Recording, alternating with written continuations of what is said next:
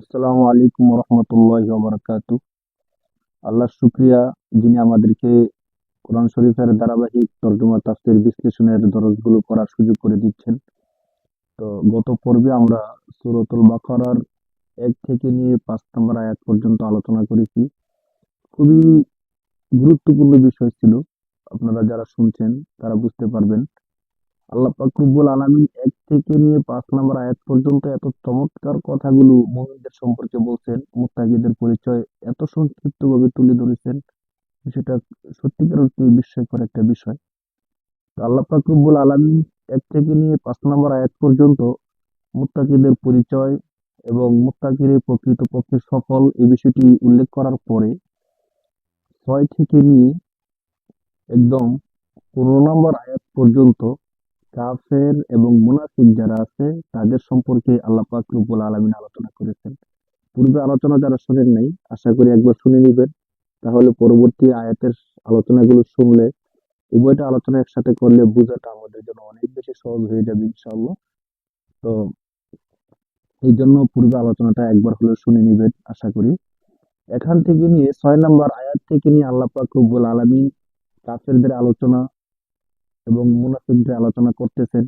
কাফেররা কেন কুফরি করে, তাদের কুফরির সময়সীমা কতটুক, তাদের শাস্তি কেমন হতে পারে এবং মুনাফিক যারা আছে তারা কারা, কিভাবে তারা মুনাফিকিটা করে, মুনাফিকি করে সত্যিকার অর্থে তাদের লাভ হয় নাকি কাদের লাভ হয়, এই বিষয়গুলো নিয়ে আল্লাহ পাক রব্বুল আলামিন এখানে 6 নম্বর আয়াত থেকে নিয়ে 15 নম্বর আয়াত পর্যন্ত আলোচনা করেছেন। আমরা চেষ্টা করব যতদূর পারা যায় সংক্ষিপ্ত আকারে আলোচনা করার জন্য, যেহেতু আমাদের এখানে আমরা সহজ তর্জমা, তাফসীর এবং শব্দের সংক্ষিপ্ত বিশ্লেষণ করার চেষ্টা করি। যদি বিস্তারিত করতে যাই তাহলে শুধু একটা আয়াত নিয়ে 1 ঘন্টা পর্যন্ত আলোচনা করার সুযোগ আছে, কিন্তু এত বিস্তারিত আমরা করব না। যতদূর সম্ভব আমরা সহজে সংক্ষিপ্তভাবে বিশ্লেষণগুলো করার চেষ্টা করব। তো 6 নম্বর আয়াত থেকে আল্লাহ পাক রব্বুল আলামিন আলোচনা করতেছেন কাফেরদের সম্পর্কে। শুরুতে কাফেরদের যে বিষয়টা আছে, যারা কুফরি করে, আল্লাহর সাথে আল্লাহকে অস্বীকার করে, রাসূল সাল্লাল্লাহু আলাইহি ওয়াসাল্লামের আনিত বিধানকে যারা অস্বীকার করে, তাদের বিষয়টা কেমন, তৎকালীন সময়ে যারা কাফের ছিল তারা কেমন ছিল, আমাদের সময়ে যারা কাফের তাদের অবস্থাটা কি, আল্লাহ পাক রব্বুল আলামিন এই আয়াতটা শুরু করার পূর্বেই এই আয়াতের গুরুত্ব বা আল্লাহ পাক এখানে যে আলোচনাটা করবেন এই আলোচনাটার গুরুত্ব গভীরভাবে বোঝানোর জন্য আল্লাহ পাক রব্বুল আলামিন একটা তাকিদ এর শব্দ নিয়ে আসছেন। ইন্নাল্লাযীনা কাফারু, ইন্না হরফে মুসাব্বব ওয়া ফিল, আরবি ব্যাকরণের যে পরিভাষা, এগুলো আমরা সময়ে সময়ে বলবো। তো অস্থির হওয়ার কোন কারণ নাই, আপনারা মনোযোগ সহকারে শুনবেন। শুনতে শুনতে বিষয়গুলো আপনাদের অনুধাবন হয়ে যাবে। আলোচনার ফাঁকে ফাঁকে আমরা আরবি ব্যাকরণের পরিভাষাগুলো নিয়েও মাঝে মধ্যে বলবো। তো আপনারা যদি মনোযোগ সহকারে শুনতে থাকেন বুঝে যাবেন ইনশাআল্লাহ। আর আরবি ব্যাকরণের চমৎকার একটা দিক হলো, শব্দের মধ্যে বারবার এই দিকগুলো আসার কারণে আহ, শোনার মাধ্যমেই আয়ত্ত হয়ে যায়। তো আমরা পেরেশানি না করে শুনতে থাকি। আরবি পরিভাষাগুলো, ব্যাকরণ পরিভাষাগুলো আমরা সংক্ষিপ্ত আকারে বলবো। শুনতে শুনতে একসময় আপনি বুঝে যাবেন যে কোন পরিভাষাটা কেন আসে, কিভাবে আসে, তার ব্যবহার বিধিটা কেমন। আমরা সংক্ষিপ্ত ভাবে এগুলো বলার চেষ্টা করব। ইন্না হরফে মুসাব্বব ফিল মূলত পরবর্তী যে আলোচনাগুলো আসবে ওই আলোচনাগুলোকে গুরুত্ব বোঝানোর জন্য ইন্না শব্দটা ব্যবহার করা হয়। আল্লাহ পাক রব্বুল আলামিন বলতেছেন ইন্না, নিশ্চয়ই, অবশ্যই, আল্লাযীনা, আল্লাযীনা হলো ইসমে মৌসুল, যাকে রিলেটিভ নাউন বলা হয় ইংরেজিতে। ইসমে মৌসুল আল্লাযীনা, যারা কাফারু, কুফরি করেছে। কাফারা, কাফারা, কাফারু হলো জমা মুজাক্কারে গায়েব থেকে, মাজি জমা মুজাক্কারে গায়েব। তো মাজি, মুজারে, হাল আমরা জানি যে মূলত 3 কাল, আরবিতেও 3 কাল, বাংলাতেও 3 কাল। তো 3 কালের মধ্যে মাজি, ইংরেজিতে যাকে ফার্স্ট, তাকে মাজি বলা হয়। আর মুজারে এখানে 2 কাল আছে, এরপরও মুজারে একে ভবিষ্যৎ, ফিউচার হিসেবে ধরা হয়, হাল প্রেজেন্ট এর কাল হিসেবে ধরা হয়। তো কাফারু, নিশ্চয়ই যারা কুফরি করেছে, যারা কুফরি করে এমন না, যারা কুফরি করেছে। তো করেছে মানে অতীতকাল, ফার্স্টের থেকে। আল্লাহ পাক রব্বুল আলামিন বলেন, ইন্নাল্লাযীনা কাফারু, নিশ্চয় যারা কুফরি করেছে, সাওয়াউন, ইসিম, যাকে আমরা নাউন বলি, সমান, সাওয়া সাওয়া, সমান সমান, সাওয়াউন আলাইহিম, আলা, আলাইহিম, আলা হরফুল জর, আর হিম যা হোম, সেটা হলো জমির। হরফুল জর গুলো হলো প্রিপোজিশন। আমরা এর আগেও কোনো এক দরসের মধ্যে বলছিলাম। তো আলা হরফুল জর প্রিপোজিশন, আর হুম হলো জমির, যাকে ইংরেজিতে প্রনাউন বলা হয়। তো আল্লাহ পাক রব্বুল আলামিন বলতেছেন সাওয়াউন আলাইহিম, আলা অর্থ উপর, হিম অর্থ তাদের, তাদের উপর সমান। নিশ্চয়ই যারা কুফরি করেছে তাদের জন্য সমান। কি সমান? আ আনজারতুহুম, আল ইনজার শব্দ থেকে আনজার আসছে। তো অর্থ হলো সতর্ক প্রদর্শন করা, ভয় দেখানো, সতর্কতা জন্য মানুষকে কোনো কিছু বলা, উপদেশ দেওয়া। আ হরফে ইস্তেফহাম, এর অর্থ হলো কি? হরফে ইস্তেফহাম এগুলো হলো ইংরেজিতে ইন্টারগেটিভ শব্দ বলা হয়। তো আল ইনজারু এর থেকে আনজারো, আনজারতা, আপনি তাদেরকে সতর্ক করেন, আম লাম তুনজির, অথবা আপনি তাদেরকে সতর্ক না করেন। আল্লাহ পাক রব্বুল আলামিন বলতেছেন যে নিশ্চয়ই যারা কুফরি করেছে, হে নবী, আপনি তাদেরকে সতর্ক করেন অথবা সতর্ক না করেন, তাদের জন্য সাওয়াউন, উভয়টাই সমান। উভয়টাই সমান মানে লা ইউমিনুন, তারা ঈমান আনবে না, ঈমান গ্রহণ করবে না, বিশ্বাস স্থাপন করবে না। এই আয়াতটা একটা গুরুত্বপূর্ণ আয়াত। এই বিষয়ে আমাদেরকে একটু বোঝা দরকার। আমরা একটু সংক্ষিপ্ত আলোচনা করব। তো আল্লাহ পাক রব্বুল আলামিন শুরুতে ইন্না শব্দ এনে তাকে বুঝাচ্ছেন যে হে নবী, অবশ্যই যারা কুফরি করতেছে তাদেরকে আপনি সতর্ক করেন অথবা সতর্ক না করেন, উভয়টাই তাদের জন্য সমান, তারা ঈমান আনবে না। তো কাফারু, কুফরি করা, কুফরি করা মানে আরবি শব্দ কাফারো, মানে সত্যকে গোপন করা, সত্যকে লুকায়ে ফেলা। কোনো কিছু, কোনো বস্তুকে লুকায়ে ফেলাকেই কুফরুন, কাফারুন বলা হয়।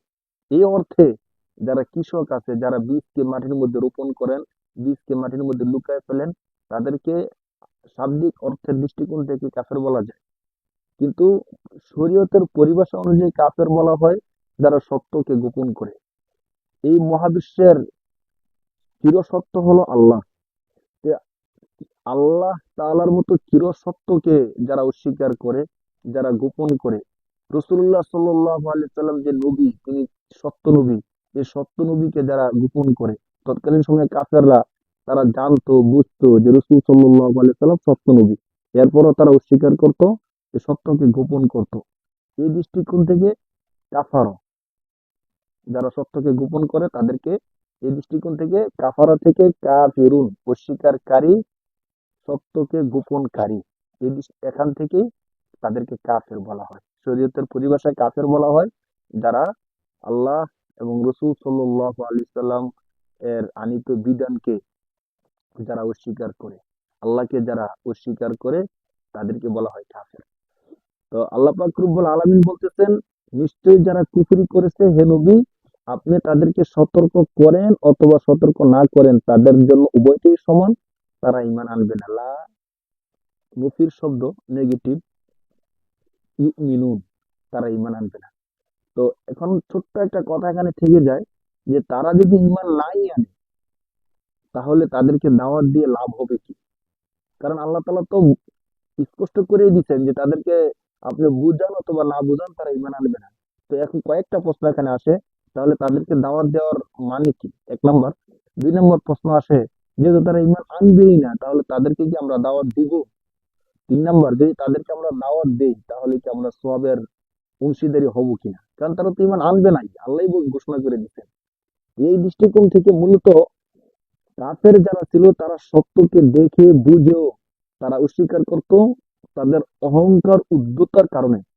তারা মনে করতো যে আমরা যদি এখন ইমানকে গ্রহণ করি তাহলে আমাদের নেতৃত্ব, কর্তৃত্ব চলে যাবে। অতএব তারা মনে প্রাণে এই কথাটা স্থির করে নিছে যে রাসূলুল্লাহ আমাদেরকে যতই বুঝাক, আমরা বুঝবো না, আমরা না বুঝার ভান করে থাকবো এবং আমরা ইমান গ্রহণ করব না। অনেক ক্ষেত্রে আমাদের এমন হয় কি যে আমরা মনে মনে একটা নিয়ত করি যে আজকে আমি ঘুরতে যাবই যাব। যখন বাবার কাছে আমরা অনুমতি নিতে যাই যে বাবা আমরা ঘুরতে যাব, কিন্তু যেখানে ঘুরতে যাব ওই জায়গাটা ভালো না খারাপ বাবা জানে, আর আমি জানি শুধু সেখানে আনন্দ করতে যাব। বাবা জানে সেখানে ঘুরতে গেলে আমার অনেক ক্ষতি হবে। তখন আমি মনে মনে স্থির করি বাবা যত কিছুই বলুক আমাকে সেখানে ঘুরতে যেতেই হবে, মনে মনে আমি স্থির করে নিই 100%। জানি বাবার কাছে গেলে বাবা আমাকে অনুমতি দিবে না, এরপরও বাবার কাছে যাই অনুমতি নেই যে বাবা আমাকে ঘুরতে যাওয়ার অনুমতি দেন, কিন্তু বাবা আমাকে অনেক করে বুঝায় যে তুমি সেখানে যেও না, গেলে ভালো হবে না, তোমার জন্য ক্ষতি হবে। কিন্তু ওই যে শুরুতে আমি মনে মনে স্থির করে নিচ্ছি যে বাবা যত কথাই বলুক আমি ঘুরতে যাবই যাব। তো এমনটাই হয়, বাবা আমাদেরকে যত কিছুই বলুক বা আমাদের মুরব্বী যে আছেন তিনি যত কথাই বলুক, আমরা দিন শেষে আমাদের কথা নিয়ে রাখি। তো বিষয়টা এমন হয়ে গেছে কাফেরদের ক্ষেত্রে যে তারা মনে করে স্থির করে নিচ্ছে যে মোহাম্মদ সাল্লাল্লাহু আলাইহি সাল্লাম আমাদেরকে যতভাবেই বুঝাক, যত মুজিজা দেখাক, আমরা বুঝি যে জিনিসটা খারাপ বা আমরা মানতেছি না, এটা মানা দরকার কিন্তু আমরা মানব না। ঠিক আমাদের মতো আমরা ছোট বাচ্চারা যখন বাবার কাছে আবদার করি, বাবা আমাদেরকে যতই বুঝাক আমরা খেলতে যাবই যাব, আমরা ঘুরতে যাবই যাব, এমন হয়ে যায়।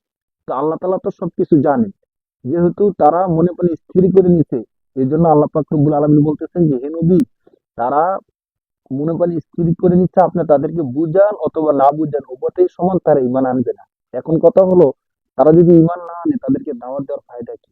তাদেরকে দাওয়াত দেওয়ার ফায়দা হলো এই, বাবা জানে যে সেখানে গেলে তার ক্ষতি হতে পারে, বাকি তাকে যতই নিষেধ করি সে মানবে না, এরপরেও কিন্তু বাবা তাকে বলে যে তুমি যাও না, গেলে ভালো হবে না, এত বেশি খেলাধুলা করতে নেই, এত বেশি ঘুরতে যেতে নেই, এগুলো স্বাস্থ্যের জন্য ক্ষতি।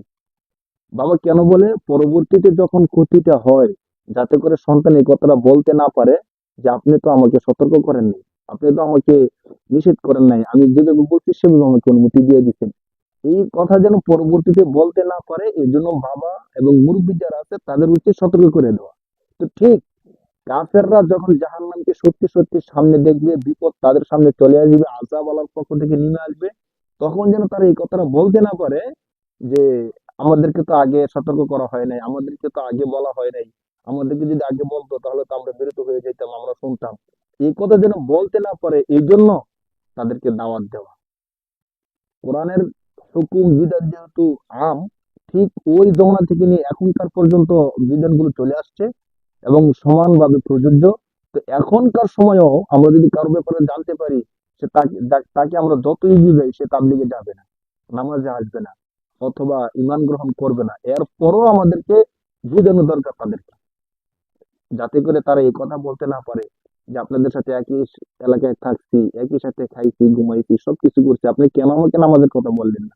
হাসরের ময়দানে যেন জাহান্নামকে সামনে রেখে আমাকে এই কথা বলতে না পারে যে আপনি আমার সাথে আর্থিক লেনদেন করছেন, সমস্যা সমাধানের জন্য পরামর্শ নিচ্ছেন, আমাকে কেন দাওয়াত দিলেন না, নামাজের কথা বললেন না, এই কথা যেন বলতে না পারে। এই জন্য আমরা যদি কোনোভাবে টের পাই, বুঝতেও পারি যে সে মানবে না, এরপরে যেন আমরা দাওয়াত কাজটা করি। এই আয়াতটা আমাদেরকে এই শিক্ষাটা দেয়, 1 নম্বর। 2 নম্বর কথা হলো, আমরা জানলাম সে মানবে না, এরপরও যদি আমরা তাদেরকে দাওয়ার কাজ করি, তাহলে আমরা অবশ্যই আমাদের সওয়াবের ভাগটা পূর্ণই পেয়ে যাব। কারণ আল্লাহ পাক রব্বুল আলামিন পবিত্র কালামের অন্য এক আয়াতের মধ্যে বলছেন যে ইন্নাল্লাহা লা ইউযিউ আজরাল মুহসিনিন, যে সৎ কর্মশীল যারা আছে, সৎ কাজ করে, অবশ্যই আল্লাহ তাদের সৎ কর্মকে নষ্ট করেন না, নষ্ট করবেন না। তো আল্লাহ পাক রব্বুল আলামিনের ওয়াদা, আমরা সৎ কাজ করি, চাই সফল হই অথবা ব্যর্থ হই, সব আমরা পেয়ে যাবই যাব। এর থেকে চমৎকার বিষয় আর কি হতে পারে? খেলাধুলার মধ্যে আমরা যদি সফল হই পুরস্কার পাই, বিফল হলে তিরস্কার পাই। কিন্তু শরিয়ার বিধিবিধানের ক্ষেত্রে, দাওয়ার ক্ষেত্রে একটা চমৎকার বিধান হলো, আমরা দাওয়া করার পরে সফল হলে তো হাজার গুণ ভালো, আমি নিজে সব পেয়ে গেলাম, বাইটাও চিরস্থায়ী জান্নাতের মালিক হয়ে গেল। আর যদি আমি বিফল হইও, বাইটা যদি আমার দাওয়া নাও নেই, কিন্তু আমি সব পেয়ে যাবই, আলহামদুলিল্লাহ। তো এই আয়াতটা আমাদেরকে এই শিক্ষাটা দিল। আরেকটা শাব্দিক বিশ্লেষণ ছোট্ট করে আপনাদেরকে বলি, আল ইনজার, আংজার, এর অর্থ হলো সতর্ক করা, ভয় ভীতি প্রদর্শন করা। তো ভয় দেখানোর শব্দ আরবিতে হলো খৌফুন, আল খৌফু খফা থেকে ভয় দেখানো। তো এখানে খৌফ শব্দ ব্যবহার না করে যে তাদেরকে আপনি ভয় দেখান অথবা না দেখান, তারা মানবে না, ইমান আনবে না। এই কথা না বলে আল্লাহ বলছেন, তাদেরকে সতর্ক করেন অথবা না করেন, তাদের জন্য সমান, তারা ইমান আনবে না। ইনজার শব্দের মধ্যে একটা চমৎকার বিষয় হলো যে ইনজার বলা হয় মায়া মমতার মাধ্যমে ভীতি প্রদর্শন করা, ভয়ও দেখানো, আবার মনের মধ্যে মায়া রাখা। যেমনটা মা করে, মা সন্তানকে ভয় দেখায় যে তুমি আজকে বাইরে যেও না, বাইরে গেলে তোমার ক্ষতি হবে, অথবা তুমি এই কাজটা করো না, এই কাজটা করে তোমার সমস্যা হবে। মা আন্তরিকভাবেই চায় যে সন্তানের এই কাজটা না করে। মা কিন্তু এমন না যে ভয় দেখিয়ে সন্তানকে অতিষ্ঠ করে তুলবে, অস্থির করে তুলবে, এমন না। সন্ত্রাসরাও আমাদেরকে ভয় দেখায়, মাও আমাদেরকে ভয় দেখায়। তো মা ভয় দেখায় আন্তরিকতার সাথে, যেন আমরা খারাপ কর্ম থেকে ফিরে আসি। আর সন্ত্রাসরা আমাদেরকে ভয় দেখায় আমাদের জীবনকে অতিষ্ঠ করে তোলার জন্য। দুনো ভয় দেখানোর মধ্যে, সতর্ক করার মধ্যে কিন্তু অনেক ডিফারেন্স। তো আল ইনজার যে শব্দটা, এই শব্দটা হলো মা যেমন মায়া মমতা দরদের মাধ্যমে ভয় দেখায়, আল ইনজার এই শব্দটা হলো মায়া মমতার মাধ্যমে ভয় দেখান। তো প্রত্যেক নবী যারা ছিলেন, তারা তাদের উম্মাহকে, তারা তাদের যে উম্মত ছিল তাদেরকে ভয় দেখাতেন মায়া মমতা সহ। এই জন্য নবীদের একটা নাম নাজির, আপনারা জানেন, ভীতি প্রদর্শনকারী, সতর্কতা দেখানে ওয়ালা।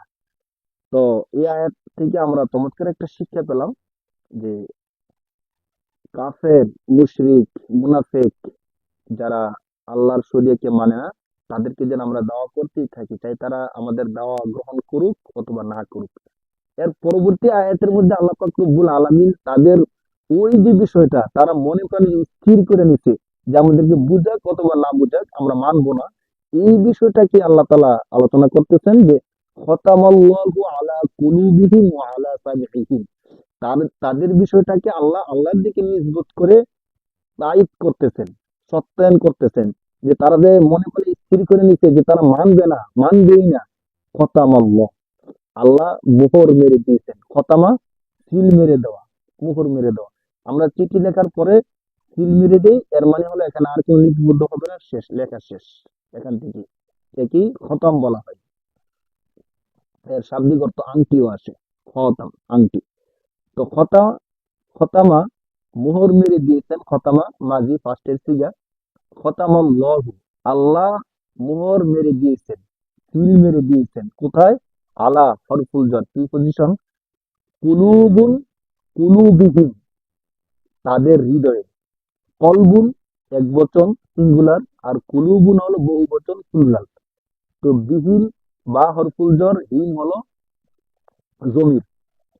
তো কুলুবিহিম, তাদের হৃদয় সমূহে, আল্লাহ তাআলা তাদের হৃদয় সমূহে মোহর এঁটে দিয়েছেন। ওয়াও হরফুল আত, হরফুল আত ইংরেজিতে বলা হয় কনজাকশন। হরফুল আত কাকে বলে? যেই হরফ দুই শব্দ, দুই বাক্য অথবা দুইটা আয়াতের মধ্যে সংযোগ স্থাপন করে তাকে হরফুল আত বলা হয়। ওয়া আলা, ওয়াও হরফুল আত কনজাকশন, আলা উপর, সামঈহিম, সামউন অর্থ হলো কান, হুম হলো জমির, তাদের কানে। আল্লাহ পাক রব্বুল আলামিন তাদের হৃদয়ে মোহর এঁটে দিয়েছেন, তারা বুঝবে না। ওয়ালা সামিহিম, তাদের কানের মধ্যে মোহর এঁটে দিয়েছেন, কান বন্ধ করে দিয়েছেন, তারা সত্যকে আর শুনবে না। কেন? ওই যে তারা মনে প্রাণে স্থির করে নিছে যে আমাদেরকে যতই বলেন আমরা বুঝবো না, আমাদেরকে যতই বুঝান আমরা আপনার কথা শুনবো না। তারা নিজ থেকে মনে প্রাণে স্থির করে নিয়েছে। ওয়া আলা আবসারিহিম গিশাওয়াতুন, ওয়াও হরফুল আত, আমরা বলছিলাম যে হরফুল আত কেন আসে। আলা হরফুল জর কেন আসে সেটা আমরা বলছি। আবসারিহিম গিশাওয়াতুন, গিশাওয়াতুন অর্থ হলো পর্দা। তো আল্লাহ বলতেছেন ওয়ালা আবসারিহিম গিশাওয়া, এবং তাদের চোখের মধ্যে আমি পর্দা এঁটে দিয়েছি। যেমন দেখেন, আমি এখানে বসে আছি, আমার সামনে একটা দেয়াল আছে, পর্দা আছে, তাহলে পর্দার উপরে কি আছে আমি দেখি না। ঠিক আল্লাহ পাক রব্বুল আলামিন বলেন যে আমি তাদের চোখের সামনে পর্দা স্থাপন করে দিয়েছি, ফলে তারা সত্যকে আর দেখে না। তো একটা মানুষ সত্যকে গ্রহণ করার জন্য যে পন্থাগুলো আছে, বিবেক দিয়ে বোঝা, হৃদয় দিয়ে অনুধাবন করা, কান দিয়ে শ্রবণ করা এবং চোখ দিয়ে দেখা, আল্লাহ এখানে এই তিনটে বিষয় উল্লেখ করে এই বিষয়টাই বলতে চাচ্ছেন যে যেই তিনটা মাধ্যম দিয়ে একটা মানুষ সত্যকে গ্রহণ করতে পারে, এই তিনটা মাধ্যমে তাদের নষ্ট হয়ে গেছে। তারা যখন স্থির করছে যে না, আমরা মৃত্যু পর্যন্ত কুফরির উপরেই থাকবো, আমরা এই কুফরি ছাড়া অন্য কোথাও যাব না, সত্যকে আমরা গ্রহণ করব না, মনে প্রাণে যখন স্থির করে নিতে, তখন আল্লাহ তাআলা বলেন এর মানে হলো তাদের যে হৃদয় আছে সেই হৃদয় দিয়ে সত্যকে অনুধাবন করার ইচ্ছা তাদের আর নাই। তাদের যে কান আছে সে কান দিয়ে তারা সত্যকে শ্রবণ করার, শরিয়াকে বুঝার, শোনার কান তাদের আর নাই। এবং সত্যকে দেখার মতো চোখ তাদের আর নাই, যেহেতু তারা মনে প্রাণে এই বিষয়টা স্থির করে নিতে। আল্লাহ তাআলা বলেন যে তারা তো এই কাজটা করছেন, আমি আল্লাহ সত্যায়ন করতেছি যে তারা তাদের নিজকে নষ্ট করে ফেলছে, আমি আল্লাহ তাদের মোহর মেরে দিয়েছি। পাশাপাশি ওয়ালা হুম, ওয়াও হরফুল আত, লাম হরফুল জর, হুম হলো জমির, ওয়ালা হুম তাদের জন্য আযাবুন আযীম। আযাবুন ইসিম শাস্তি, আযীম সিফাত, ইসমে সিফাত, অনেক কঠিন শাস্তি। আযীম মানে মহান, বড়, বিশাল। তা আযাবুন শাস্তি, আযীম ইসমে সিফাত, যা অনেক বেশি বোঝানোর উদ্দেশ্য। তাদের জন্য রয়েছে অনেক বেশি শাস্তি, অনেক বেশি ভয়ঙ্কর শাস্তি। এই ক্ষেত্রে আমরা একটা কথা বলতে পারি যে আল্লাহ পাক রব্বুল আলামিন যে বললেন খতামাল্লাহু আলা কুলুবিহিম ওয়া আলা সামিইহিম, এর দ্বারা আল্লাহ তাআলা বুঝাতে চাচ্ছেন এই যে কাফেররা মনে প্রাণে স্থির করে নিচ্ছে যে তারা সত্যকে শুনবে না, বুঝবে না, এই মনে প্রাণে স্থির করে ফেলার কারণে আল্লাহ পাক রব্বুল আলামিন তাদের দিলে মোহরটি দিয়েছেন এবং তাদের কানে মোহরটি দিয়েছেন, তাদের চোখে পর্দা লাগিয়ে দিয়েছেন। এটা হলো দুনিয়ার শাস্তি। আর আখিরাতে তাদের জন্য ভয়ঙ্কর শাস্তি অপেক্ষা করতেছে। এখান থেকে মুফাসসিরিনে কেরামগণ একটা আলোচনা করছেন যে মূলত মানুষ যখন গুনাহ করে, গুনাহ করার পর এই গুনার মধ্যে অটল থাকে, তখন তার দিলের মধ্যে একটা কালো দাগ পড়ে যায়। আবার যখন গুনাহ করে আরেকটা কালো দাগ পড়ে যায়। এভাবে কালো দাগ পড়তে তার দিলটা এত কালো কয়লা হয়ে যায় যে সে সত্যকে আর অনুধাবন করতে পারে না। এটা আল্লাহর পক্ষ থেকে দুনিয়াবী একটা শাস্তি। তার দিলের মধ্যে আর শান্তি থাকে না, তখন সে অস্থির হয়ে যায়। ভালো কাজ করার জন্য তার মন আর কখনোই প্রস্তুত হয় না। দেখবেন একটা গুনাহ করলে তখন আবার গুনাহ করতে মন চায়, আবার গুনাহ করলে আবার গুনাহ করতে মন চায়। কিন্তু হাদিসের মধ্যে আছে কেউ যদি তওবা করে তখন ওই কালো দাগটা সরে যায়। এভাবে তওবা করতে যখন দিলের কালো দাগটা, ময়লাটা সরে যায়, তখন তার আবার ইবাদত করতে মন চায়। একটা বিষয় খেয়াল করছেন, যখন আমরা আল্লাহ তাআলার কাছে তওবা করি খাঁটি দিলে এবং কান্নাকাটি করি, চোখের অশ্রু জড়াই, তখন আমাদের দিলটা এত বেশি পরিষ্কার এবং স্বচ্ছ হয় যে আমাদের মনে হয় আরো কতক্ষণ ইবাদত করি, আরো কতক্ষণ আল্লাহ তাআলাকে ডাকি। সত্যিকার অর্থে তখন কিন্তু আমরা এই বিষয়টা অনুভব করতে পারি, অনুধাবন করতে পারি।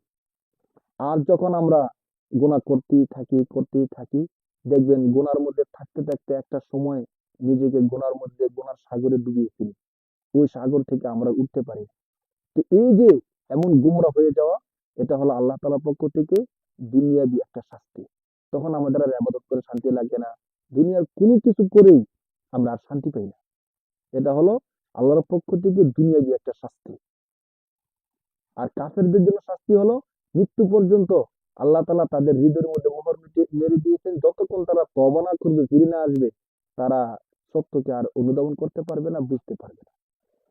তো মুফাসসিরিনে কেরামগণ এই বিষয়টা বুঝাতে চাচ্ছেন যে যখনই আমাদের দ্বারা কোনো গুনাহ হয়ে যায়, কোনো অপরাধ হয়ে যায়, আমরা যেন সাথে সাথে তওবা করি। দিলের মধ্যে যে দাগটা পড়ে ওই দাগটা যেন আমরা সাথে সাথে তুলে ফেলি। যেন আমরা দেরি না করি। আর কাফের যারা আছে তারা সত্যকে বুঝেও না বুঝার ভান করে আছে, তারা সত্যকে বুঝার চেষ্টা করে না, করবে না।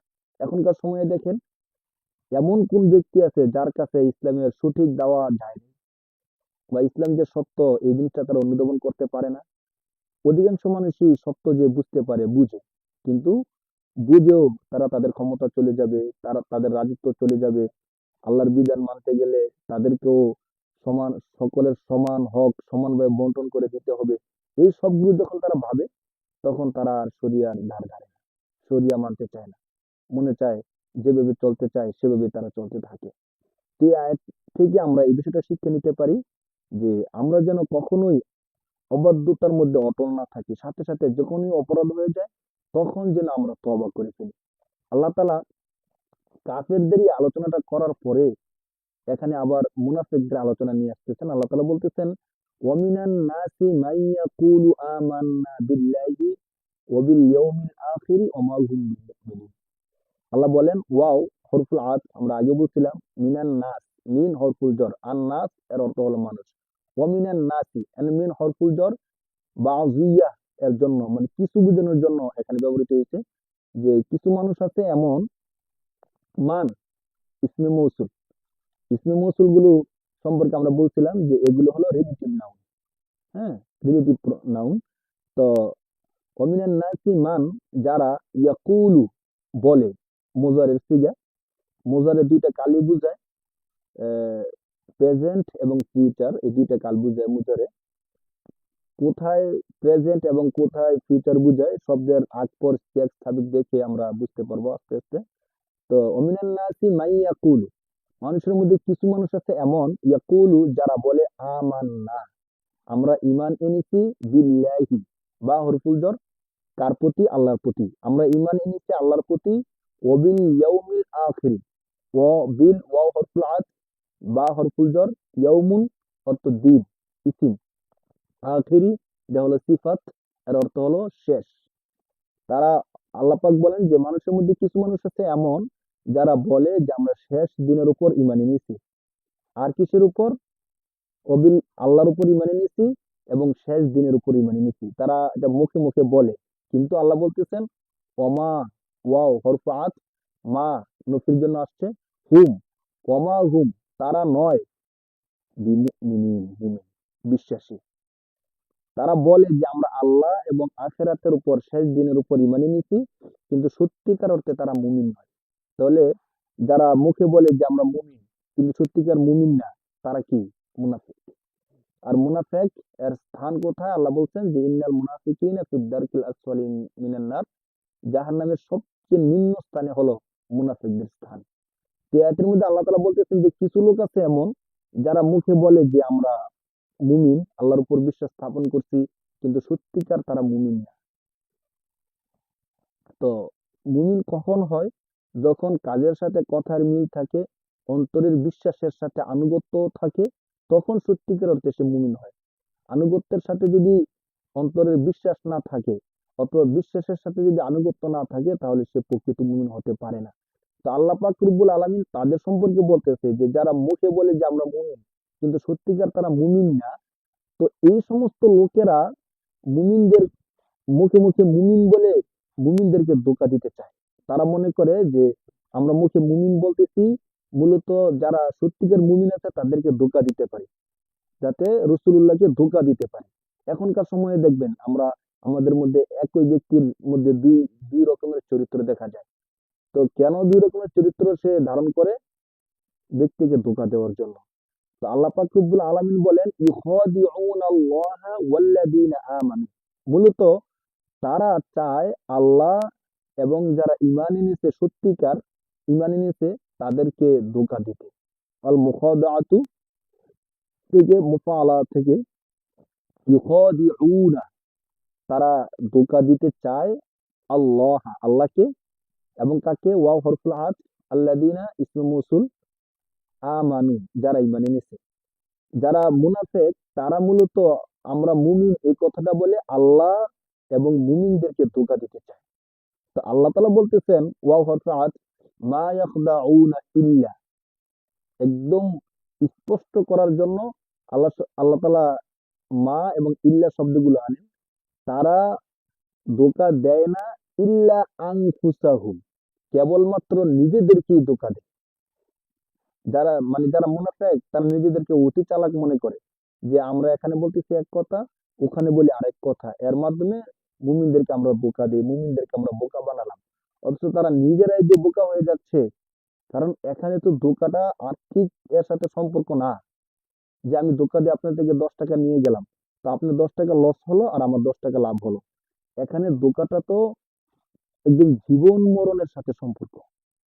তুমি যে বলতেছো আমি মুমিন, কিন্তু সত্যিকার যে তুমি মুমিন না, তুমি কি জানো মৃত্যুবরণ করার সাথে সাথে তুমি জাহান্নামে যেতে হবে? তুমি মুমিনকে ধোঁকা দেও নাই, মূলত তোমার নিজকে ধোঁকা দেয়। এই দুনিয়া শেষ হওয়ার পরে তোমাকে যে চিরস্থায়ী জাহান্নামের অধিকারী হতে হবে, তুমি এই বিষয়টা বুঝতেছো না।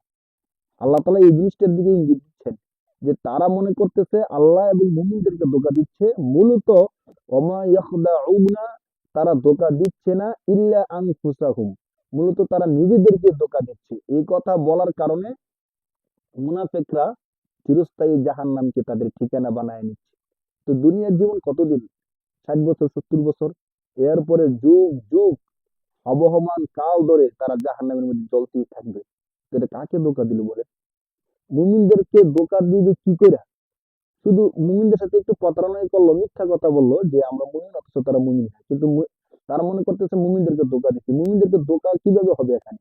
মুমিনরা তো ইমান আনার পরে আল্লাহর কাজ করতেছে, তারা চিরস্থায়ী জান্নাতের অধিকারী হয়ে যাবে। কিন্তু কাফেররা, মুনাফিকরা, তাদের অবস্থা কি হবে? চিরস্থায়ী জাহান্নামী হবে। এই জন্য আল্লাহ বলতেছেন ওমা ইয়াখদাউনা, তারা ধোঁকা দিচ্ছে না ইল্লা, কেবলমাত্র আনফুসাহুম, তাদের নিজেদেরকে ধোঁকা দিচ্ছে। বাকি তারা যে নিজেরাই নিজেদেরকে ধোঁকা দিচ্ছে, ওমা ইয়াশউরুন, তারা সেটা অনুভব করতেছে না। মা নফির শব্দ, ওয়াও হরফে আত, ইয়াশউরুন সাহারা ইয়াশউরু, অনুভব করা। তারা যে নিজেরা নিজেদেরকে ধোঁকা দিচ্ছে, তারা সেটা নিজেরা অনুভব করতেছে না, অনুধাবন করতেছে না। তো আল্লাহ তাআলা বলতেছেন যে এই যে তারা সত্যকে গোপন করতেছে, মিথ্যা কথাটা মানুষের সামনে প্রচার করতেছে যে আমরা মুমিন, অথচ সত্যিকার অর্থে তারা মুমিন না। আল্লাহ বলতেছেন ফি কুলুবিহিম মারাদুন, এই কাজটা কেন করতেছে? কারণ তাদের হৃদয়ের মধ্যে আছে বেদি, রোগ।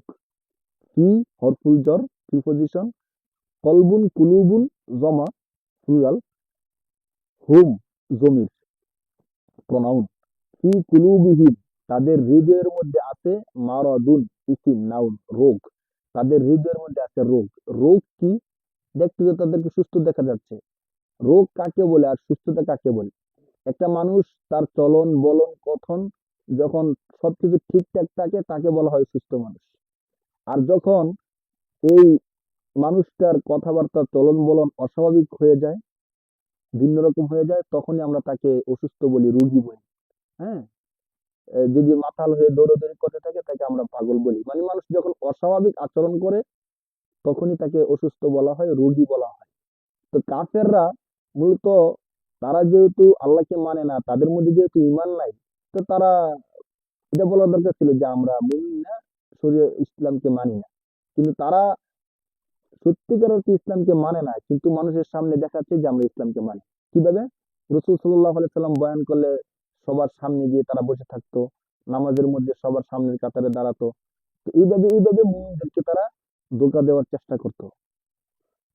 এই যে অস্বাভাবিক আচরণটা করতো, এটা কিন্তু স্বাভাবিক আচরণ না। স্বাভাবিক আচরণ তো ছিল আমি যেহেতু মুমিন না, আমি নামাজে যাব না। আমি যেহেতু মুমিন না, তাহলে আমি রাসূলের সামনে গিয়ে বসে মানুষকে এটা বুঝাবো না যে আমি মুমিন। তো এই অস্বাভাবিক আচরণ যে করতো, এটাই তাদের একটা রোগ। আল্লাহ বলতেছেন ফি কুলুবিহিম মারাদ, তাদের হৃদয়ের মধ্যে বেদি রয়েছে। তো এই বেদিটা কি হয়েছে? দীর্ঘদিন তারা এইভাবে থাকার কারণে, তওবা না করার কারণে, ফাযাদাহুমুল্লাহু মারাদা। আল্লাহ বলতেছেন ফাযাদা, জিয়াদাতু যাদা ইয়াজিদু, বৃদ্ধি করে দিয়েছেন, মারাদ ইসিম রোগ। আল্লাহ তাআলা তাদের এই রোগটাকে, এই অস্বাভাবিক আচরণটাকে আরো বাড়ায় দিচ্ছে। ফলে তারা আর ফিরে আসার সুযোগ পায় না, পাবে না। তো এখন মূলত এই আল্লাহ তাআলা তাদের হৃদয়ে মোহর মেরে দিয়েছেন। তাদের হৃদয়ে যে রোগ আছে, ওই রোগকে আল্লাহ তাআলা বাড়ায় দিয়েছেন। কেন? ওই যে শুরুতে তারা স্থির করে নিচ্ছে যে আমরা কুফরের মধ্যে অটল থাকবো, আমাদেরকে যতই বুঝানো হোক আমরা বুঝবো না। এই জন্য আল্লাহ তাআলা কিন্তু এই কাজগুলো করছেন তাদের কারণে। অতএব তারা যে কাজগুলো করতেছে, আল্লাহ তাআলা বলেন ওয়ালাহুম আযাবুন আলীমুম বিমা কানু ইয়াকযিবুন। দেখেন কাফের যারা আছে, কুফরির মধ্যে আছে, স্পষ্ট তারা কাফের। কিন্তু এই যে মুনাফিক, তাদেরকে আল্লাহ তাআলা বলতেছেন ওয়ালাহুম আযাবুন আলীম। এর আগে বলছিল ওয়ালাহুম আযাবুন আযীম, তাদের জন্য আছে গুরুতর শাস্তি। এখানে আল্লাহ তাআলা শব্দ নিয়ে আসছেন ওয়ালাহুম, এবং তাদের জন্য রয়েছে আযাবুন, শাস্তি, আলীমুন, এর অর্থ হলো যন্ত্রণাদায়ক। আলীম, তাদের জন্য রয়েছে যন্ত্রণাদায়ক শাস্তি। যারা মুমিন না হয়েও নিজেদেরকে মুমিন হিসেবে প্রকাশ করে। এখনকার সময়ও আমরা যারা আছি, যে সত্যিকার অর্থে আমার দিলে একটা, মুখে প্রকাশ করি আরেকটা, আমরা সতর্ক হয়ে যাই। বিশেষ করে কুফফার রাষ্ট্রগুলোর মধ্যে বা বিভিন্ন প্রতিবেশী রাষ্ট্রগুলোর মধ্যে গোয়েন্দা যারা আছে, তারা এইভাবে নিজেদেরকে মুমিন হিসেবে প্রকাশ করে, মূলত তারা মুমিন না। এবং এমন তথ্য আছে, আপনারা জানেন অনেকে, যে মুসলমানদের মধ্যে বিভেদ তৈরি করার জন্য তারা কোরআন হাদিসের শিক্ষা দিয়ে কিছু লোককে মুসলিম দেশের মধ্যে প্রেরণ করে, যাতে মুসলমানদের মধ্যে বিভেদ তৈরি করে। ওই ইহুদিরা, খ্রিস্টানরা, তারা ইসলাম ধর্মের বিষয়গুলোকে শিখে মানুষের মধ্যে এসে এমন ভাবে ইসলামের কথাগুলো বলে, আমরা তাদেরকে দেখে মনে করি যে তারা সত্যিকার মুমিন, অথচ তারা মুমিন না। দেখবেন অনেকের কথাগুলো শুনলে মনে করবেন, হায় হায়, তিনি এত বড় আলেমের মতো দেখা যায়, বা এত বড় একজন ভালো মানুষের মতো দেখা যায়, সে এই কথা কিভাবে বলে, বা তার মুখ দিয়ে এই কথা কিভাবে আসতে পারে। সত্যিকার সে মুমিন না। তার ভাবসাব, ধরন, চলন বলন দিয়ে সে বুঝাতে চাচ্ছে সে যে মুমিন। এই জন্য আমরা যারা সত্যিকার আল্লাহকে মানি, আমাদের সতর্ক থাকা দরকার। কারো কথা নেওয়ার আগে একটু যাচাই বাছাই করা দরকার। সর্বোপরি আল্লাহ তাআলার কাছে আমরা দোয়া করা দরকার, যে আল্লাহ তাআলা যেন আমাদেরকে সঠিক হেদায়েতের মধ্যে রাখেন। তো আল্লাহ তাআলা বলতেছেন, ওয়ালাহুম আযাবুন আলীম, তাদের জন্য রয়েছে যন্ত্রণাদায়ক শাস্তি। যদি কেউ জানতে চান যে যন্ত্রণাদায়ক শাস্তি কেন, কাফেররা আল্লাহকে অস্বীকার করে, তো তারাও তো আল্লাহকে অস্বীকার করে, তো কাফেরদেরকে যে শাস্তি দিবে তাদেরকে সেই শাস্তি দেওয়া হোক। আল্লাহ বলতেছেন, তারা শুধু অস্বীকার করার মধ্যে ক্ষান্ত না, বরং তারা আল্লাহকে অস্বীকার করার সাথে সাথে বিমা কানু ইয়াকযিবুন, আবার তারা মিথ্যাও বলে। আল কিযবু মিথ্যা বলা, বি আল্লাহ তাদেরকে আপনি যন্ত্রণাদায়ক শাস্তি কেন দিবেন? বি, এখানে তালিলিয়া কারণ মনে করতেছেন, বি মা কানু, কারণ হলো ইয়াকযিবুন, তারা মিথ্যা বলে। এই জন্য তাদের দিলের মধ্যে আছে যে আমরা আল্লাহকে মানি না, কিন্তু রাসূলুল্লাহর একদম সামনে গিয়ে তারা এমন ভাবে নিজেদেরকে উপস্থাপন করে, মনে হয় যে তারা দিনকে মানে। আল্লাহ বলতেছেন, এই আচরণের কারণে আমি আল্লাহ তাদেরকে যন্ত্রণাদায়ক শাস্তি দিব, যা বড় ভয়ঙ্কর। এই সমস্ত ব্যক্তি যারা আছে তাদের আলোচনা করতে গিয়ে আল্লাহ তাআলা পরবর্তী আয়াতের মধ্যে বলতেছেন যে তাদের মধ্যে একটা শ্রেণীর লোক আছে এমন, যে ফাসাদ, বিশৃঙ্খলা, মারামারি, কাটাকাটি ইত্যাদি দিয়ে সমাজকে বিশৃঙ্খল করে রাখে। তো তাদেরকে যদি কেউ বলে যে ভাই ফাসাদ সৃষ্টি করেন না, তখন তারা বলে কি, যে আমরা তো ফাসাদ সৃষ্টি করতেছি না, মূলত আমরা ভালো কাজ করতেছি। আয়াতটা দেখেন, ওয়া ইজা, ইজা জরফ, ওয়া হসাত, কিলা, আল কওলু মাজদার থেকে, ক্বালা ইয়াকুলু এর মাজহুলের সিগা, ফাস থেকে, ওয়া ইদা কিলা লাহুম, যখন তাদেরকে বলা হয়, লাহুম, তাদেরকে, তাদের জন্য যখন তাদেরকে বলা হয়, লা তুফসিদু, তোমরা ফাসাদ সৃষ্টি করো না। নাহির সিগা, কোথায়? ফিল আরদি, জমিনের মধ্যে, ভূপৃষ্ঠের মধ্যে। যখন তাদেরকে বলা হয় জমিনের মধ্যে তোমরা ফাসাদ সৃষ্টি করো না, বিশৃঙ্খলা সৃষ্টি করো না, মারামারি কাটাকাটি করো না, তখন তারা জবাবটা কি দেয়? কলু, তারা বলে, ইন্না, নিশ্চয়ই, ওই যে আমরা শুরুতে বলছিলাম, হরফ মুসাব্বহ বলছিল, কলু ইন্নামা, তখন তারা বলে, নাহনু মুসলিহুন, আমরা তো শুধুমাত্র সংশোধনকারী, বিশৃঙ্খলাকারী না, বরং শান্তি স্থাপনকারী। আপনি দেখবেন পৃথিবীর, বর্তমান পৃথিবীর মধ্যে নির্জলা মিথ্যুক কারা? নেটো বাহিনী, যারা পৃথিবীর শান্তিপ্রিয় দেশগুলোর মধ্যে অশান্তি সৃষ্টি করছে এবং শৃঙ্খলাবদ্ধ দেশগুলোকে অশৃঙ্খল করে, অশান্ত করে রেখেছে। দরিদ্র পীড়িত দেশগুলোর মধ্যে মারামারি কাটাকাটি লাগাই দিয়ে তারা সেখানে গিয়ে অপারেশন চালু করে। তারা বলে যে আমরা শান্তি বাহিনী, শান্তির মিশন নিয়ে এসেছি। তো শান্তির মিশন নিয়ে এসেছি, সত্যিকার অর্থে কি শান্তির মিশন নিয়ে এসেছে? আফগানিস্তানে নেটো বাহিনী যখন আক্রমণ করে, সেখানে গিয়ে তারা শান্তি স্থাপন করছে? অথচ যতবার আক্রমণ করছে, হামলা করছে, ততবারই তারা বলছে যে এখানে আমরা শান্তি স্থাপন করতেছি। তখন যদি তাদেরকে কেউ বলতো যে এই আফগানিস্তানের মতো রাষ্ট্রে এসে তোমরা কেন আক্রমণ করতেছো, তখন তারা কি বলতো? যে এখানে জঙ্গি আছে, হ্যাঁ, বিশৃঙ্খলাকারী আছে, তাদেরকে আমরা হত্যা করতেছি, হত্যা করে শান্তি স্থাপন করতেছি। ইসরায়েল ফিলিস্তিনের মধ্যে নিরীহ মানুষদেরকে হত্যা করতেছে, তাদেরকে যদি বলেন যে এখানে মারামারি করো না, বিশৃঙ্খলা সৃষ্টি করো না, তারা বলবে যে না, আমরা শান্তি স্থাপনকারী, এখানে কিছু বিশৃঙ্খল লোক আছে, জঙ্গি আছে, তাদেরকে আমরা হত্যা করে শান্তি প্রতিষ্ঠা করতেছি, নাউজুবিল্লাহ। তো ঠিক যুগে যুগে চরম মৃত্যুক যারা, তারা এই কাজটাই করে থাকে। তৎকালীন সময়ে রাসূলুল্লাহর জমানায় এমনটাই করতো। আপনাদেরকে আরো একটা অবাক করার তথ্য দিই। দ্বিতীয় বিশ্বযুদ্ধের শেষে, যখন শেষের দিকে, যখন জাপানের হিরোশিমায় পারমাণবিক বোম নিক্ষেপ করা হয়, তো তাদেরকে অনেকেই বলছিল যে এত নিষ্ঠুর একটা কাজ কিভাবে করতে পারলা, যে কিভাবে সম্ভব হলো। তখন তারা একটা বয়ান তৈরি করলো, আপনারা অনেকেই শুনছেন। কি বয়ান? যে আমরা তো এখানে খারাপ কোনো কিছু করি নাই। আরে কি বলেন, খারাপ কিছু করি নাই? আপনারা এক একটা বোম দিয়ে লক্ষ লক্ষ মানুষকে হত্যা করে ফেলছেন মুহূর্তের মধ্যে। এটা কি কোনো ভালো কাজ? এটা কি কোনো মানবিক কাজ হতে পারে? অবশ্যই এটা অমানবিক কাজ হয়েছে। তো তারা এর বয়ান কি তৈরি করছে, জবাব কি দিছে? তারা বলছে যে মূলত এখানে যে আমরা বোমটা মারছি, লক্ষ লক্ষ লোক মারা গেছে তা সত্য, কিন্তু আমরা এই বোমটা মেরে দ্বিতীয় বিশ্বযুদ্ধকে বন্ধ করে দিচ্ছি। যদি আমরা এই বোমটা না মারতাম, তাহলে দ্বিতীয় বিশ্বযুদ্ধ চলতেই থাকতো, আরো মিলিয়ন মিলিয়ন লোক মারা যেত। তো ওই মিলিয়ন মিলিয়ন লোক মারা থেকে আমরা এই দুইটা বোম মেরে অল্প কিছু লোক হত্যা করে আমরা যুদ্ধটাকে থামাই দিচ্ছি। কত হাস্যকর একটা কথা হতে পারে! নির্জলা মৃত্যুক যারা, তারা এইভাবে বলতে পারে। তারা জবাব, এর অর্থ কি দাঁড়াইলো? যে আমরা তো শান্তি স্থাপনকারী, এই বোম মেরে মানুষগুলো মেরে আমরা শান্তি স্থাপন করছি। যদি আমরা বোম না মারতাম, এই এতগুলো মানুষ হত্যা না করতাম, শান্তি আসতো না, অশান্তি লেগে থাকতো। দেখেন তাদের যুক্তিগুলো কি। তো যুগে যুগে যারা এমন ফেরাউনের অনুসারী যারা থাকে, হ্যাঁ, তো তারা এই কথাগুলি বলে, শক্তির বলে, ক্ষমতার বলে, এই কথাগুলো বলে, দিন শেষে তারা ধ্বংস হয়। ফেরাউন ধ্বংস হয়েছে, তৎকালীন সময়ে যারা ছিল উতবা, সাইবা, আবু জেহেল, তারা ধ্বংস হয়েছে। এখনকার যারা আছে তারাও ধ্বংস হবে। বাকি সত্যের দাওয়াত আমাদেরকে দিয়ে যেতে হবে।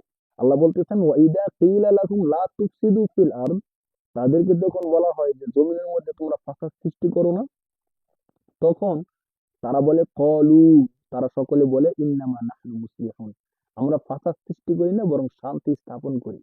মুসলিহ, ইসলাহকারী, সংশোধনকারী, আমরা সংশোধনকারী, শান্তি স্থাপনকারী।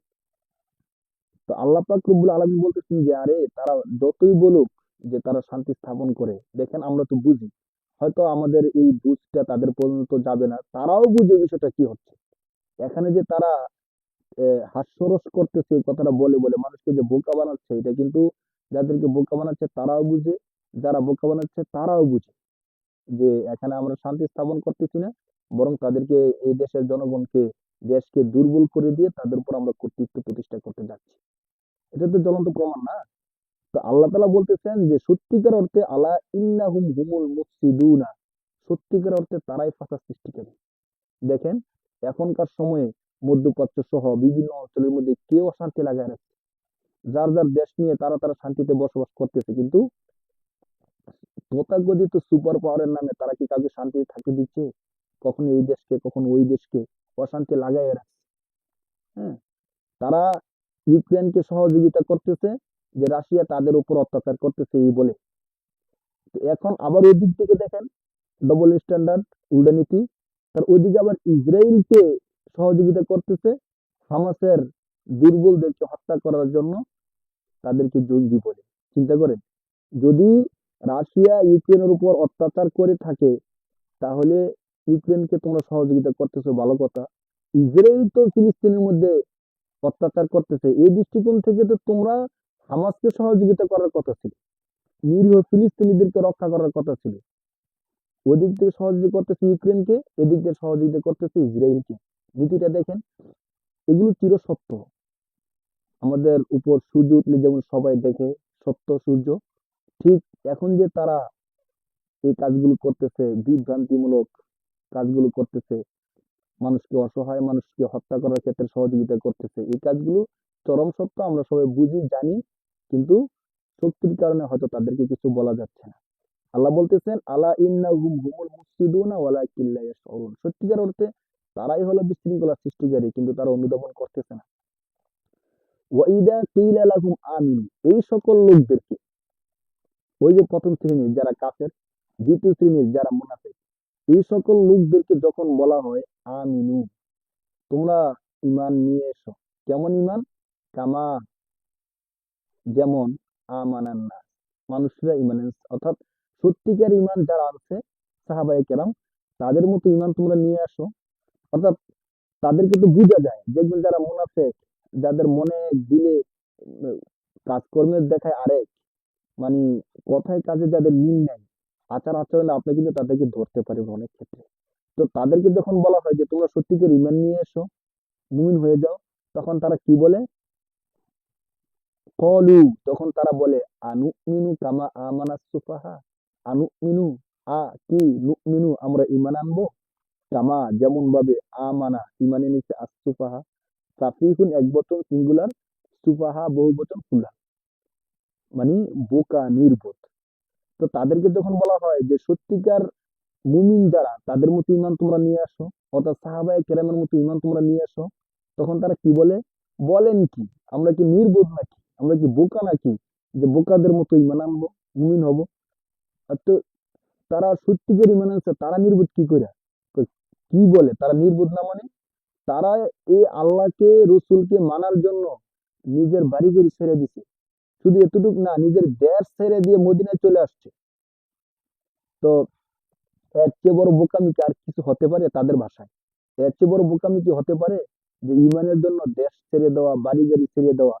আমরা আমাদের দেশে আছি, বাবা মা আত্মীয় স্বজন স্ত্রীর সাথে আসছি, কত আনন্দ ফুর্তি করতেছি, কত কিছু করতেছি, আর এই বোকারা সব কিছু ছেড়ে দিয়ে রসুলের পাশে এসে পড়ে রয়েছে।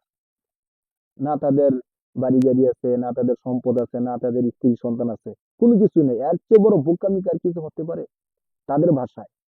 কিন্তু সত্যিকার অর্থে দেখেন একটা জিনিস এখানে আমরা একটু আলোচনা করি। এই যে তারা বললো, তাদেরকে যখন বলা হলো ওয়াইদা কিলা লাহুম আমিনু কামা আমানান নাস, মুমিনরা যেভাবে ইমান আনছে সত্যিকার ইমান, তোমরাও সত্যিকার ইমান নিয়ে আসো, তখন তারা বলে কলু আনুমিনু কামা আমানাস সুফাহা, আমরা কি সাফি, বোকা নির্বুদ্ধের মতো ইমান আনবো? তো তারা যে জিনিসটাকে নির্বোধ বোকামি বলতেছে, সত্যিকার অর্থে এটা কি বোকামি? আসলে তো আমরা একটু পর্যালোচনা করে দেখি বিষয়টা সত্যিকার অর্থে কি। বাহ্যিক দৃষ্টিতে কেউ যদি দেখে যে বাড়ি গাড়ি ছেড়ে দিয়ে, আনন্দ উল্লাস সবকিছু ছেড়ে দিয়ে তারা নির্বোধ, তারা যদি নির্বোধ না হয়, কারা নির্বোধ হবে? কিন্তু তারা বাড়ি গাড়ি সবকিছু ছেড়ে দিয়েছে, এরপরে আল্লাহ তালা তাদেরকে পুরস্কার স্বরূপ কি কি দিচ্ছে দেখেন। আল্লাহ তালা তো তাদেরকে ঠকায় নাই, এক নম্বর কথা। দুই নম্বর কথা হলো, তোমরা বোকা না, বুদ্ধিমান, কারণ তোমরা দেশের মধ্যে আছো, বাড়ি গাড়ি সব তোমাদের আছে, আনন্দ ফুর্তি করতে পারতেছো। এটা কতদিন বলো? 60 বছর, 70 বছর, এরপরে কি হবে? একটা জিনিস চিন্তা করেন, যে এই বাড়ি গাড়ি তোমরা যত দামি ডুপ্লেক্স বাড়ি গাড়ি করো না কেন, কখনো কি কাউকে এমন শুনছেন যে কোন একজন ব্যক্তি সে একতলা একটা বাড়ি করছে, যে একতলা বাড়ির প্রতিটা ইট স্বর্ণের, এবং জানালাগুলো, সিঁড়িগুলো, দরজাগুলো হীরা, জহরত, মণিমুক্তা ইত্যাদি? এমনকি আমরা শুনছি? কখনোই না। ইটগুলো স্বর্ণের হবে দূরের কথা, ফ্লোরের মধ্যেই তো স্বর্ণ দেওয়া মুশকিল হয়ে যায়। তো অথচ আল্লাহ পাক রব্বুল আলামিনের ওয়াদা অনুযায়ী একজন ব্যক্তি যখন জান্নাতে যাবে, তখন তাকে আল্লাহ তাআলা বহুতল বিশিষ্ট বিল্ডিং দিবেন, যে বিল্ডিং এর প্রতিটা ইট হবে স্বর্ণের। সুবহানাল্লাহ। এখন বলেন নির্বোধ কারা? তোমরা মাটির ঘরে থেকে, ছোট্ট একটা তাঁবুতে থেকে, তোমরা মুমিনদেরকে নির্বোধ বলতেছো যে তারা বাড়ি গাড়ি ছেড়ে দিয়ে আসছে। আর এই দুনিয়ার বাড়ি গাড়ি না হলেই কি, শুধু তাঁবুর নিচে থেকে, অথবা মানুষ বাড়ি গাড়ি ছাড়া খোলা আকাশের নিচে থেকেও তো মানুষ জীবন কাটায় দেওয়া যায়, কিন্তু জাহান্নামে যারা যাবে সেভাবে কি জীবন কাটানো যায়? আর জান্নাতে গেলে কি পুরস্কার? দেখেন, প্রতিটা ইট হবে স্বর্ণের, মণিমুক্তা, হীরা জহরতের কোনো শেষ থাকবে না, সীমা থাকবে না। এটা এক নম্বর কথা। দুই নম্বর, তারা মুমিনদেরকে কেন বোকা বলতেছে? কারণ মুমিনরা মূলত স্ত্রী এবং তাদের দাসী বাদী যা আছে সবকিছু পরিত্যাগ করে এখানে চলে আসছে। তো দাসী বাদী থাকলে, স্ত্রী থাকলে আনন্দ ফুর্তি করতে পারতো, নিজের চাহিদাকে ইচ্ছা মতো পূরণ করতে পারতো। তো কোনো কিছু করতে পারতেছে না। আর কাফেররা মুনাফিকরা ইচ্ছা মতো তাদের চাহিদা পুরো করতে পারতেছে, একে তারা আনন্দ মনে করতেছে।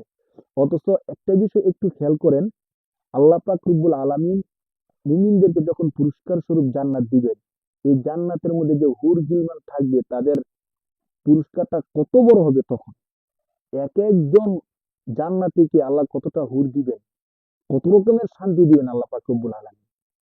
মিশকাত শরীফের একটা হাদিস আসছে চমৎকার ভাবে আলী রাদিয়াল্লাহু তাআলা আনহু থেকে, যে একটা মুমিন যখন জান্নাতে প্রবেশ করবে তাকে লাল গালিচার মাধ্যমে অভ্যর্থনা দেওয়া হবে।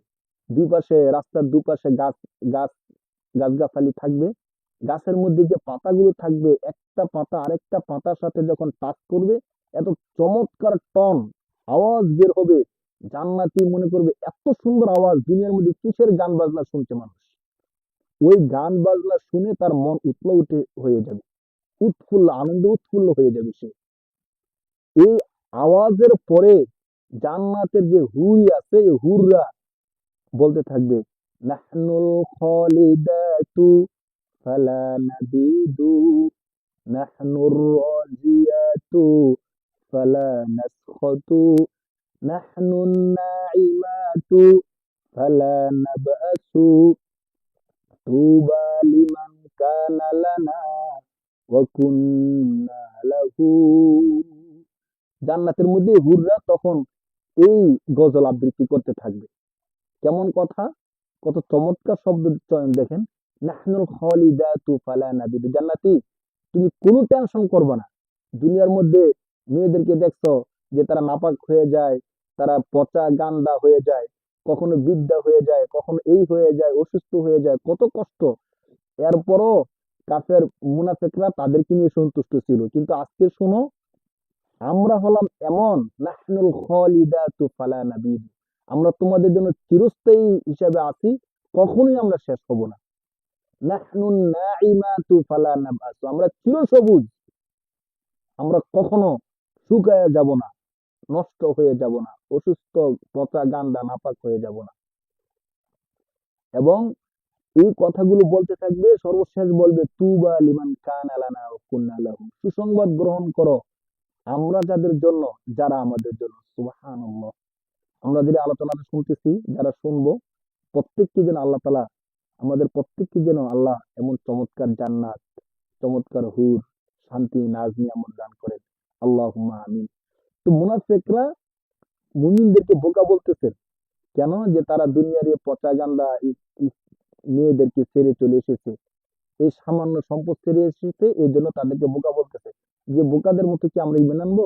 যে বোকারা ইমানের জন্য দেশ ছেড়ে দিচ্ছে, সম্পদ ছেড়ে দিচ্ছে, স্ত্রী দাসীবাদী সব ছেড়ে দিচ্ছে, আমরা অতটা বোকা নই। মুনাফিক এই কথাটা বুঝাতে চাচ্ছে। তো আল্লাহ তো সবকিছু জানেন বুঝেন, মুমিনদেরকে আল্লাহ কত চমৎকার পুরস্কার দিবেন।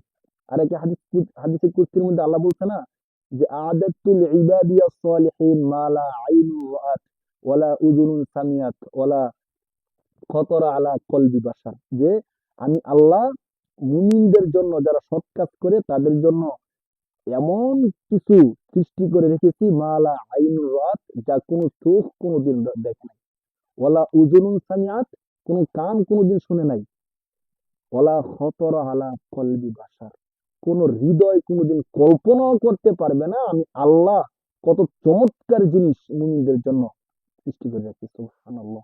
আল্লাহ যেন আমাদেরকে এই নিয়ামত থেকে বঞ্চিত না করেন। অবশ্যই আমাদের নফসানি খায়েশাতের কারণে, শয়তানের দোকে আমরা অনেক গুনাহ করি। আল্লাহ তাআলার কাছে কায়মন ওয়াক্তে ক্ষমা চাই, আল্লাহ যেন দিন শেষে আমাদেরকে ক্ষমা করে দেন।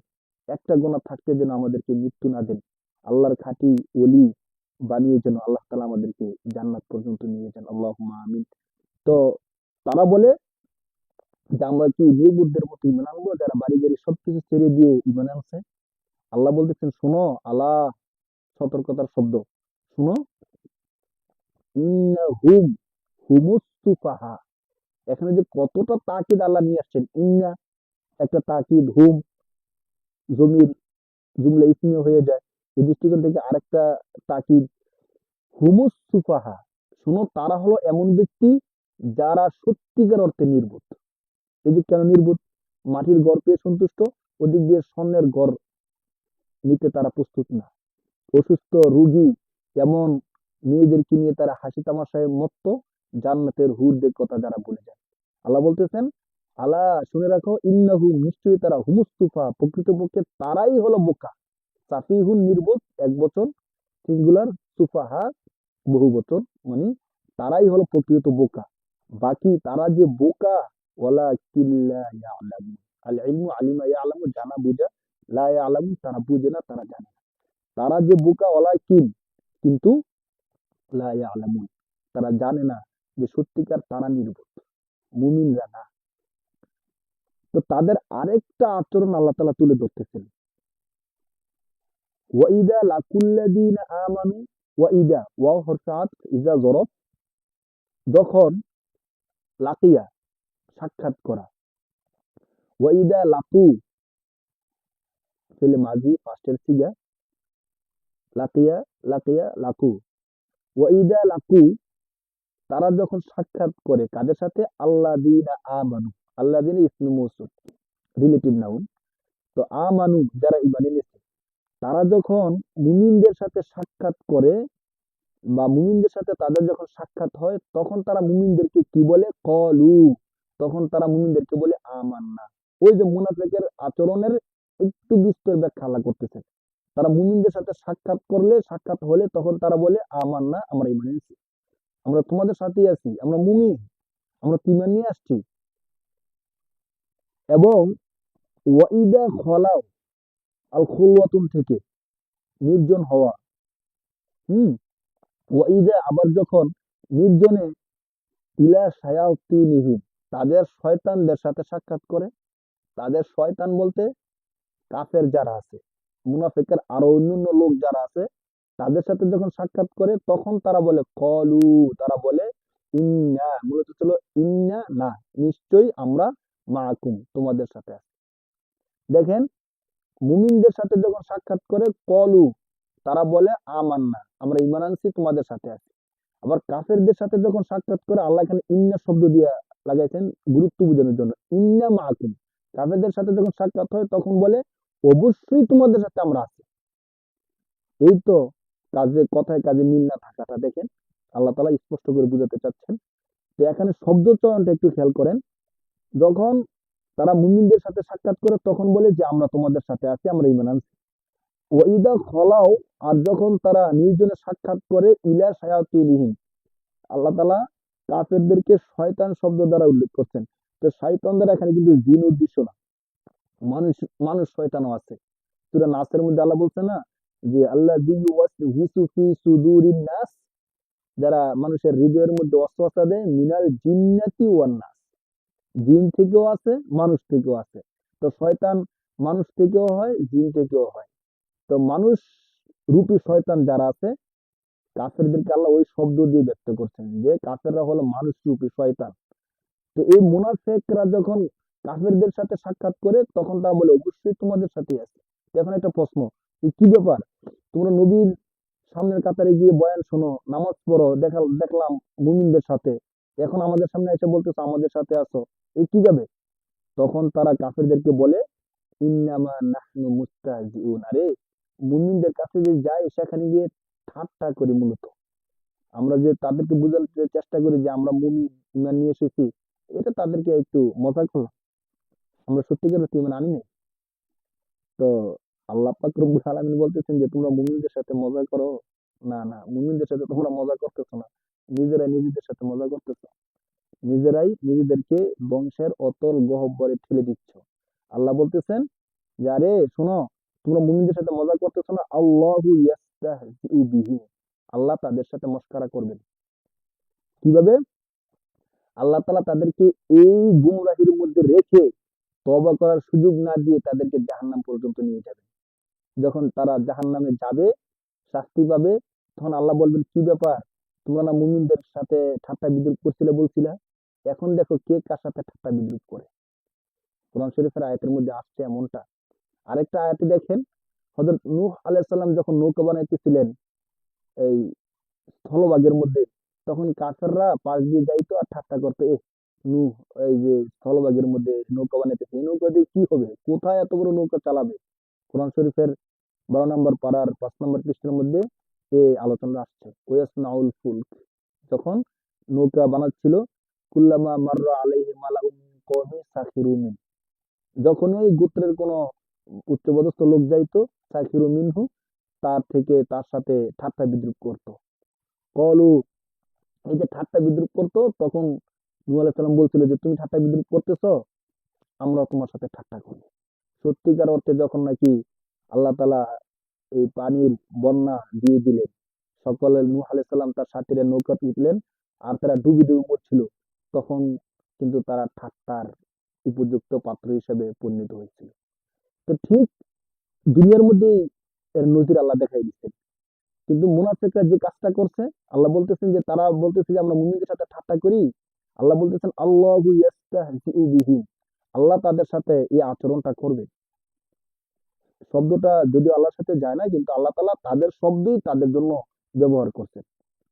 আল্লাহ বলতেছেন ওয়ায়ামুদ্দুহুম ফি তুগয়ানিহি, মাদ্দে ইয়ামুদ্দু বিস্তৃত করা, টানা লম্বা করা, বড় করা, সুযোগ দেওয়া। ওয়ায়ামুদ্দুহুম, তাদেরকে সময় দিবেন, সুযোগ দিবেন, ফি তুগয়ানিহিম, তাদের অবাধ্যতার মধ্যে, অর্থাৎ তাদের এই হিংস্রতা অবাধ্যতার মধ্যে তাদেরকে রেখে দিবেন। ইয়া আমাহুন, তারা বিভ্রান্ত হতেই থাকবে। আমি হামিহা ইয়া আমাহু, মূল মাদ্দা হলো আইন মিম হা, ইয়া আমাহুন, তারা বিভ্রান্ত অবস্থায় এখানে ঘুরতে থাকবে। তো তার আল্লাহ তাআলা তাদের সাথে বিদ্রুপ করবেন, তাদেরকে তাদের বিভ্রান্তর মধ্যে, কুমতলবের মধ্যে হয়রান পেরেশান হয়ে যেন তারা এখানে থাকতে থাকে। তারা আর হেদায়েত পাবে না, শান্তির পথে ফিরে আসতে পারবে না। যখন জ্বলন্ত আগুন তাদের সামনে চলে আসবে, তখন সত্যিকার অর্থে তারা ঠাট্টা বিদ্রুপের পাত্র হয়ে যাবে। দুনিয়ার ঠাট্টা বিদ্রুপ তো কিছু না, সে শেষ হয়ে যায়, শেষ হয়ে যাবে। দেখেন তারা সাহাবায়ে কেরামকে বিদ্রুপ করছিল, ঠাট্টা করছিল, কত কিছু করছিল, কিন্তু কিছুদিন পরেই আল্লাহ যখন সাহাবায়ে কেরামকে বিজয় দিলেন, উমর রাদিয়াল্লাহু তাআলা আনহু জমানায় অর্ধজাহান বিজয় হয়ে গেল, তখন মুমিনরা হয়ে গেল সারা বিশ্বের শাসক। আর এই কাফের, এই মুনাফেক, তারা দেশ থেকে বিতাড়িত হলো, মানে দেশের মধ্যেই, মানে পৃথিবীর দুনিয়ার মধ্যে তারা লাঞ্ছিত হলো, বঞ্চিত হলো, সম্পদ হারালো, সবকিছু হারালো। সাহাবায়ে কেরাম তাদের সম্পদ, স্ত্রী, দাস-দাসী সবকিছু ছেড়ে দিয়ে আল্লাহর পথে চলে এসেছে। আল্লাহ এগুলোকে হাজার গুণ বৃদ্ধি করে দুনিয়ার মধ্যেই দিচ্ছেন। আর আখেরাতে তো আজরুন আজিম রয়ে গেছে। আর এই কাফেররা, মুনাফিকরা, যারা মুসলমানদেরকে বোকা বলতো, হ্যাঁ, মুসলমানদেরকে তিরস্কার করতো, তারা দুনিয়ার মধ্যে থেকেই তাদের স্ত্রী, সম্পদ সবকিছু ফেলে দিয়ে তারা বিতাড়িত হতে হলো, দেশ থেকে লাঞ্ছিত হতে হলো। আর জাহান আখেরাতে, পরকালে তো আল্লাহ তাআলা তাদের জন্য রাখছেন ওয়ালাহুম আযাবুন আযীম, ভয়াবহ শাস্তির ব্যবস্থা করে রেখেছেন। আল্লাহ তাআলা আমাদেরকে বুঝার তৌফিক দান করুক, আমাদেরকে সঠিক পথে থাকার তৌফিক দান করুক। আমরা যেন সবসময় আল্লাহ তাআলার কাছে এই দোয়াটা করি, রব্বানা লা তুজিগ কুলুবানা বা'দা ইয হাদাইতানা ওয়া হাব লানা মিন লাদুনকা রাহমাহ ইন্নাকা আনতাল ওয়াহ্হাব। এই দোয়াটা কেন করব? যাতে করে আমাদের মধ্যে অহংকার না এসে যায়, যাতে করে আমরা এখন যারা হেদায়েতের উপর আছি, এমন যেন না হয় যে কোনো একদিন আমরা আবার হেদায়েত থেকে দূরে ফিরে গেলাম, নাউজুবিল্লাহ, বা আমাদের থেকে হেদায়েতরা আল্লাহ তাআলা ছিনিয়ে নিলেন শয়তানের ধোঁকায়, নফসানি খায়েশাতের ধোঁকায়, কখনো আমরা আবার হেদায়েত থেকে যেন বিচ্ছিন্ন না হয়ে যাই, বিচ্যুতি না হয়ে যায়। এই জন্য আল্লাহ তাআলা স্বয়ং আমাদেরকে দোয়া শিক্ষা দিয়েছেন যে তোমরা যারা হেদায়েতের মধ্যে আছো, তারা এখন থেকে এই দোয়াটা করো, রব্বানা, হে আমাদের রব, লা তুজিগ কুলুবানা, আমাদের কলবকে আপনি ভ্রান্ত ভ্রষ্ট ভ্রষ্ট করে দিয়েন না, বা'দা ইয হাদাইতানা, হেদায়েত দেওয়ার পরে। এই আয়াতের দ্বারা প্রমাণ হয় যে হেদায়েত পাওয়ার পরেও মানুষ গুমরা হতে পারে, ইমানের মধ্যে আসার পরেও মানুষ আবার বেঈমান হয়ে যেতে পারে। আল্লাহ তাআলা আমাদেরকে হেফাজত করুক। আমরা এই দোয়াটা বেশি বেশি করব, রব্বানা লা তুজিগ কুলুবানা বা'দা ইয হাদাইতানা ওয়া হাব লানা মিন লাদুনকা রাহমাহ। হে রব, আপনার পক্ষ থেকে আমাদেরকে রহমত দেন। কেন? ইন্নাকা আনতাল ওয়াহ্হাব, আপনি মহা দানশীল, মহা পুরস্কার প্রদানকারী। আমরা আল্লাহ তাআলার কাছে এই দোয়াটা বেশি বেশি করব, দাওয়ার কাজ চালায়া যাব। কাফের, মুনাফিক, বেঈমান যেই হোক, নামাজ পড়ে না, প্রত্যেককে আমরা দাওয়া করতে থাকবো, যেন যেন আল্লাহ তাআলা আমাদেরকে চিরস্থায়ী জান্নাতের মালিক বানায় দেন। আল্লাহ তাআলা আমাদের সবাইকে আল্লাহর কালাম প্রকৃত অর্থে বুঝার তৌফিক দান করুক। আমরা ধারাবাহিকভাবে আল্লাহর কালামকে অল্প অল্প করে বুঝার জন্য চেষ্টা করতে থাকবো ইনশাআল্লাহ। আসসালামু আলাইকুম ওয়া রাহমাতুল্লাহি ওয়া বারাকাতুহু।